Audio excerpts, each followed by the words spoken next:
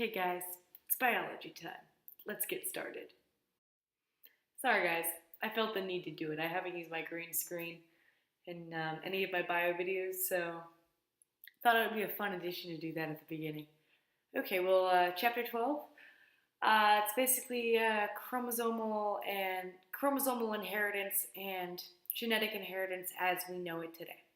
So let's start with a little bit of background. Remember, our first videos are always a little bit of an introduction. Sorry I haven't been here in such a long time, but I missed you guys. So, in 1902, Theodore Bavory and Walter Sutton re-examined Mendel's work and publications to observe chromosomes and their behavior during meiosis and mitosis. Bavory discovered that embryonic development cannot occur without chromosomes. Sutton, the separation of chromosomes into daughter cells during meiosis.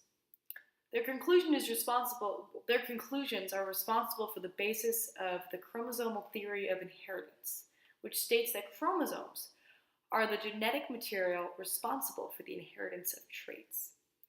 The theory has 5 main points that consist of 1. Homologous chromosomes are independent structures. 2. The sorting of chromosomes from homologous pairs into pre-gametes is the result of meiosis 1 and is random. 3. Each parent contributes a gamete that contains half of their chromosomal complement. 4. Male and females have the same number of chromosomes despite differing in appearance, organs, etc. And 5. Gametes provided by both parents combine during fertilization to produce offspring with the same amount of chromosomes as their parents. In 1910, Thomas Hunt Morgan began his work supporting this theory. He experimented on the Drosophila melanogaster, also known as the fruit fly, or just Drosophila alone. He chose fruit flies because, like Mendel's pea plants, they are present in large numbers, reproduce quickly, and have 4 chromosomes that can be easily identified. He studied fruit flies with red and mutated white eyes, leading him to discover the existence of sex-linked traits. Specifically, the gene for eye color in fruit flies only can be found on the X chromosome. So that's not in humans, just in fruit flies. Additionally, Morgan studied chromosomes and built upon Mendel's belief that traits are inherited independently.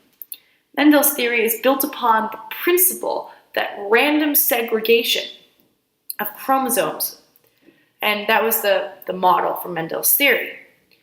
However, Morgan did not necessarily agree with this, as he concluded that they are carried on chromosomes and that alleles on one chromosome are not always inherited together. So basically what I mean is that even though one chromosome can contain a ton of alleles, it doesn't mean that they're all going to be inherited.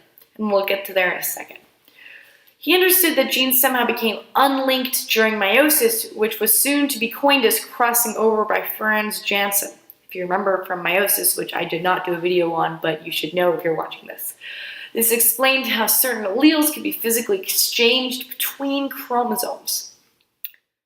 In 1913, Alfred Sturtevant developed the first chromosome map.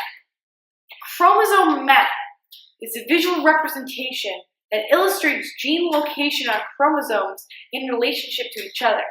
The further apart an allele, the more likely that they can be separated during crossing over / meiosis.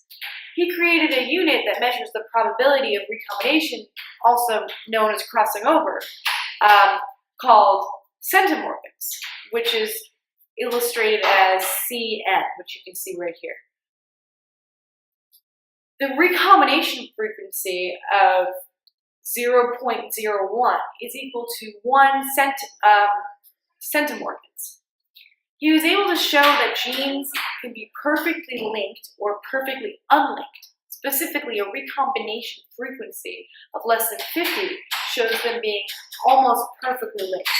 So, as you can see, I have a diagram behind me, so I'm going to step aside so you can see what's going on.